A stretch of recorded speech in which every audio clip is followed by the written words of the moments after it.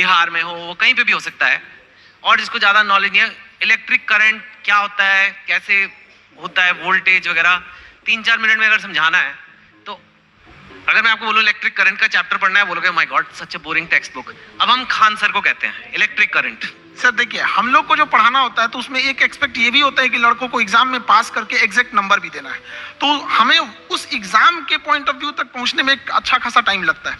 लेकिन समस्या क्या आ जाती है कि हमारे सामने बच्चा जो पढ़ के आ रहा है, जो गांव से आ रहा है, तो कई ऐसे गवर्नमेंट स्कूल या फिर ऐसे जगहों से वो पढ़ के आ रहा है कि जिसका स्टैंडर्ड एकदम मतलब हम एवरेज से भी नीचे समझ जाते हैं। तो सबसे पहले तो चैलेंज हो जाता है उसको ऊपर लेके आना वहां तक। तो एक इलेक्ट्रिक करंट जैसे आप बोले वहां पे, तो लड़के जब शुरू में आते हैं तो उनको ये नहीं समझ में आता कि एम्पियर क्या चीज है, वोल्टेज में अंतर क्या नहीं समझ पाते, तो उनको समझाना काफी चैलेंजिंग हो जाता है। तो वही एक छोटा मोटा कि हम लोग ये समझते कि जब हम लोग पढ़ते थे तो हमारे दोस्त हमें अच्छे से समझा देते थे और वो देहाती भाषा में समझाते थे, और टीचर लोग एक स्टैंडर्ड फॉलो करने लगते थे। तो हमें ऐसा लगता था कि मेरा दोस्त ही ज्यादा जानकार है लेकिन ऐसा नहीं कि टीचर के पास नॉलेज रहता था, बताते नहीं थे।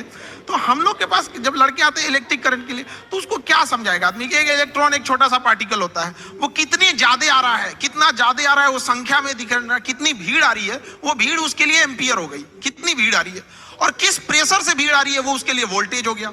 अगर 220 वोल्ट है तो उसका प्रेशर अलग, 440 है तो उसका प्रेशर अलग। तो जहां भी हम लोग भीड़ से निकलते हैं तो क्या चीज होती है, दो ही चीजें होती हैं, भीड़ कितनी है और किस स्पीड से निकल रही है। तो जितनी ज्यादा में भीड़ है वो उसका एम्पियर हो गया, जिस प्रेशर से निकल रही है वो उसके लिए वोल्टेज हो गया, जितना ज्यादा होगा वो। तो इससे क्या होता है ना कि लड़के को पहले समझ में आता है कि नहीं वो रिलेट कहाँ करना है, फिर धीरे धीरे तो वो चीजें उसको एग्जाम तक तो पहुंच ही जाएगा, लेकिन उसको अपने पास हौसला ना खो दे शुरुआत में ही, इसलिए उसके एक फ्रेंड की तरह बताना जरूरी होता है।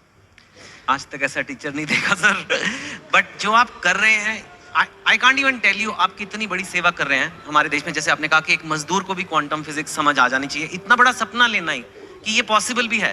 क्योंकि मैंने तो जहां तक देखा एक एलीट क्लास होती है इंडिया में, उसी को इंग्लिश मिलती है, और वो इंग्लिश जिसको मिलती है उसी को एक सर्टेन टाइप ऑफ एजुकेशन मिलती है, और फिर वही और आगे बढ़ता जाता है, वही नौकरियां ले जाता है, वही टॉप पोजीशंस ले जाता है। आपने उसको तोड़ने की कोशिश की है। हमारे लाइफ का सबसे अच्छा डिसीजन था कि हमने इंग्लिश मीडियम छोड़ के हिंदी मीडियम में आ गए। आपने ये मेरी जिंदगी का सबसे अच्छा डिसीजन था।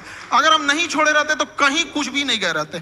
क्या पढ़ रहे हैं हमें नहीं समझ में। हाँ जरूर है कि इंग्लिश मीडियम में या फिर जो आजकल के स्टैंडर्ड है उस पर हम जितने पैसे खर्च कर रहे हैं, जितना इंफ्रास्ट्रक्चर कर रहे हैं, तो अगर हम हजारों की भीड़ अगर किसी चीज में लगाएंगे तो एक दो तो सफल होके आएंगे ही आएंगे ना।